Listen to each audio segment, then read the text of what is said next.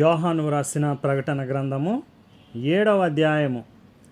అటు తరువాత భూమి యొక్క 4 దిక్కులలో 4 దేవదూతలు నిలిచియుండి, భూమి మీదనైనను సముద్రం మీదనైనను ఏ చెట్టు మీదనైనను గాలి వేచకుండునట్లు భూమి యొక్క 4 దిక్కుల వాయువులను పట్టుకుని ఉండగా చూచితిని.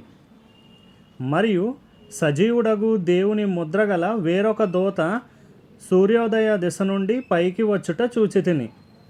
భూమికిని సముద్రమునకును హాని కలుగజేయుటకై అధికారము పొందిన ఆ 4 దూతలతో, ఈ దూత మేము మా దేవుని దాసులను వారి నొసళ్ళయందు ముద్రించు వరకు భూమికైనను సముద్రమునకైనను చెట్లకైనను హాని చేయవద్దని బిగ్గరగా చెప్పెను.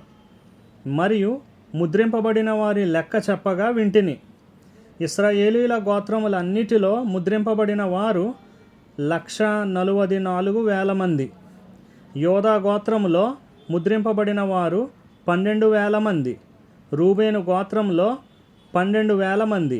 గాదు గోత్రంలో 12,000 మంది. ఆషేరు గోత్రంలో 12,000 మంది. నఫ్తాలి గోత్రంలో 12,000 మంది. మనష్షే గోత్రంలో 12,000 మంది. షిమ్యోను గోత్రంలో 12,000 మంది. లేవి గోత్రంలో 12,000 మంది. ఇస్సాకారు గోత్రంలో 12,000 మంది.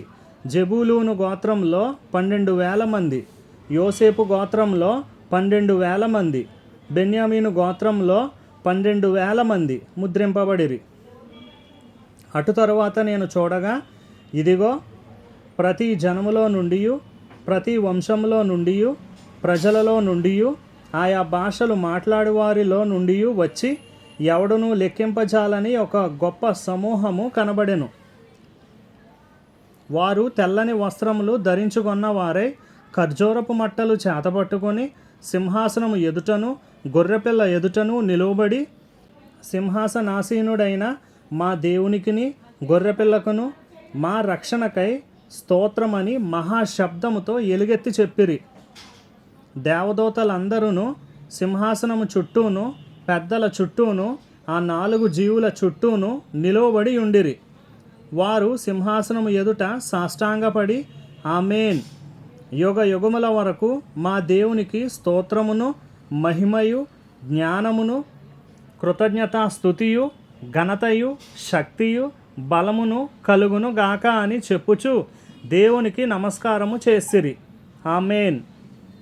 పెద్దలలో ఒకడు, తెల్లని వస్త్రములు ధరించుకొని ఉన్న వీరెవరు, ఎక్కడి నుండి వచ్చిరని నన్ను అడిగాను. అందుకు నేను, అయ్యా, నీకే తెలియననగా అతడు ఏలాగు నాతో చెప్పాను, వీరు మహాశ్రమల నుండి వచ్చిన వారు.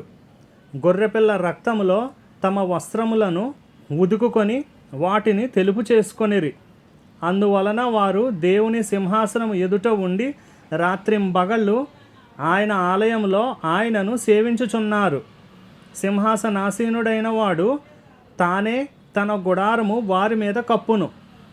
వారికి ఇక మీదట ఆకలి అయినను దాహమైనను ఉండదు.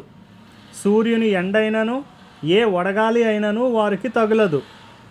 ఏలయనగా సింహాసన మధ్యమందుండు గొర్రెపిల్ల వారికి కాపరి అయి జీవ జలముల బొగ్గల యొద్దకు వారిని నడిపించును. దేవుడే వారి కన్నుల నుండి ప్రతి బాష్ప బిందువును తుడిచివేయును.